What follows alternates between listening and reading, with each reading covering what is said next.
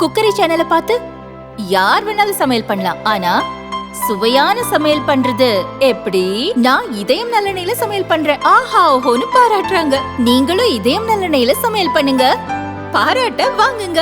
தினம் தோறும் வாங்குவே இதயம் இதயம். அவங்க நான் எல்லாரையும் போய் பார்த்தேன்.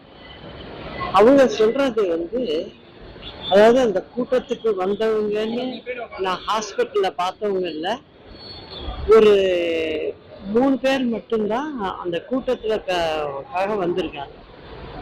மற்றவங்க எல்லாமே அவங்கவுங்க வேலை முடிச்சுட்டு வீட்டுக்கு போற வழியா அது, அதனால அவங்க அந்த ரூட்ல வந்திருக்காங்க. சிலர் இந்த குழந்தைகள்லாம் வச்சுக்கிட்டு வந்தவங்க என்னன்னா, அந்த ரோட்லயே சைட்ல நிறைய சந்துகள் இருக்கு. அதுல பாத்தீங்கன்னா 50ல இருந்து 100 வீடுகள் இருக்கு, சின்ன சின்ன வீடுகள் இருக்கு. அந்த மாதிரி இருக்கிற இடத்துல அவங்க குடியிருக்காங்க. அங்க உள்ள ஜனங்களுக்கு என்ட்ரி அந்த ரோடு தான், அது வழியாதான் அவங்க வெளில போகணும் வரணும். அந்த வழியா நின்று வேடிக்கை பார்த்துருக்காங்க. அவங்க காம்பவுண்டுக்கிட்டே நின்று வேடிக்கை பார்த்துருக்காங்க. ஒரு செகண்ட் மீட்டிங்லாம் முடிஞ்சதும் அவங்க சொன்னது, ஒரு செகண்ட் லைட் கட் ஆச்சான். அந்த லைட் கட் ஆகி ஆன் பண்றதுக்குள்ள திடீர்னு எல்லாரும் ஒருத்தங்க மேல ஒருத்தங்க ஏறி மேல இருந்து இந்த கொட்டகை எல்லாம் சரிஞ்சு நிறைய கல்லெல்லாம் விழுந்ததுன்னு சொல்றாங்க. கொஞ்ச நேரம் லைட் ஆஃப் ஆச்சு.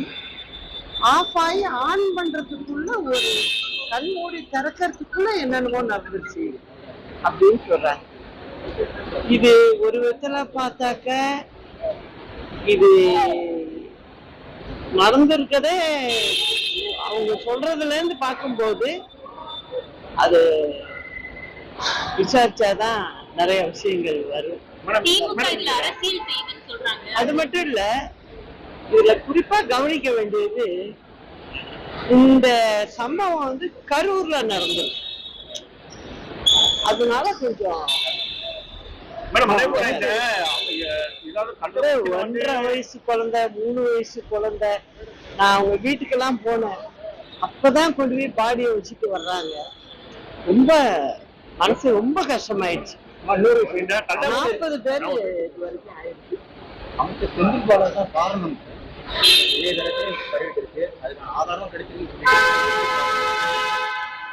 என்னை பொறுத்த வரைக்கும் இந்த இடத்துல நடந்திருக்கிறத பார்க்கும்போது, அவங்க எல்லாம் சொல்ற அந்த வீட்டுல பாதிக்கப்பட்டவங்க சொல்றதெல்லாம் பார்க்கும்போது, திரும்ப திரும்ப அவங்க சொல்றது எல்லாம் நல்லா போனுச்சுமா, லைட் ஆஃப் ஆச்சு, ஆஃப் ஆகி திரும்ப கரண்ட் வர்றதுக்குள்ள எல்லாருமே 30-40 பேர் 50 பேர் ஏறி போறாங்க. ஒருத்தர் நான் பார்த்து பேசுறேன், அவரு ஆட்டோ டிரைவர். அவர் சவாரி எடுத்துக்கிட்டு ஆட்டோ வந்தவரை நிறுத்தி இருக்காரு. அவரு கண்ணு முன்னால 1.5 வயசு குழந்தை அப்படியே மிதிப்படுது. அப்ப அவரு போய் தூக்கிருக்காரு, அவரும் சேர்ந்து இதாயிட்டாரு. அந்த பிள்ளைக்கு வாயில எல்லாம் நுழைச்சி அங்கே அவர் கையிலே இறந்துச்சாங்க.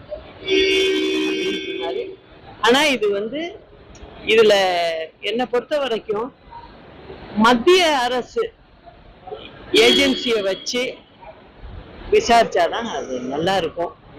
உண்மை தெரிய வரும்.